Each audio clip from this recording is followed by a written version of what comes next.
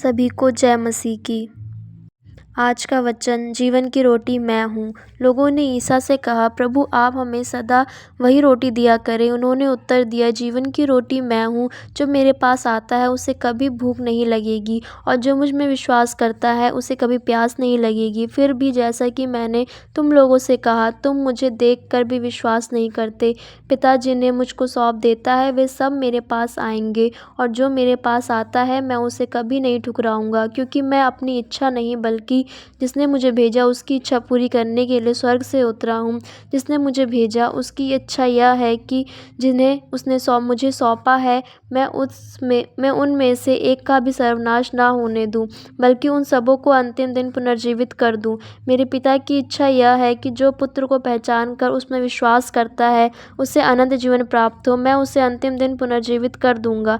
ईसा ने कहा था, स्वर्ग से उतरी हुई रोटी मैं हूँ। इस पर यहूदी यह कहते हुए बुनबुनाते थे, क्या यह यूसुफ का बेटा ईसा नहीं है? हम इसके माँ बाप को जानते हैं, तो ये कैसे कह सकता है मैं स्वर्ग से उतरा हूँ?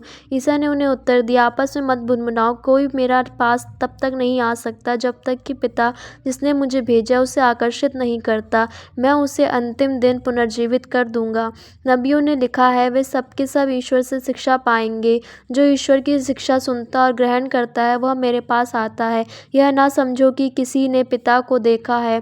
जो ईश्वर की ओर से आया है उसी ने पिता को देखा है। मैं तुम लोगों से यह कहता हूँ, जो विश्वास करता है उसे अनंत जीवन प्राप्त है। जीवन की रोटी मैं हूँ। तुम्हारे पूर्वजों ने मरुभूमि में मन्ना खाया, फिर भी वे मर गए। मैं जिस रोटी के विषय में कहता हूँ वह स्वर्ग से उतरी है और जो उसे खाता है वह नहीं मरता। स्वर्ग से उतरी हुई वह जीवंत रोटी मैं हूँ। यदि कोई वह रोटी खाएगा तो वह सदा जीवित रहेगा।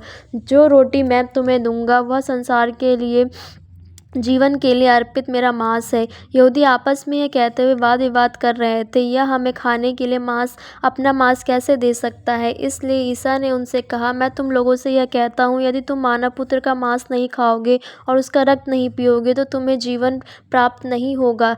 जो मेरा मांस खाता और मेरा रक्त पीता है उसे अनंत जीवन प्राप्त है और मैं उसे अंतिम दिन पुनर्जीवित कर दूंगा, क्योंकि मेरा मांस सच्चा भोजन है और मेरा रक्त सच्चा प्रेय।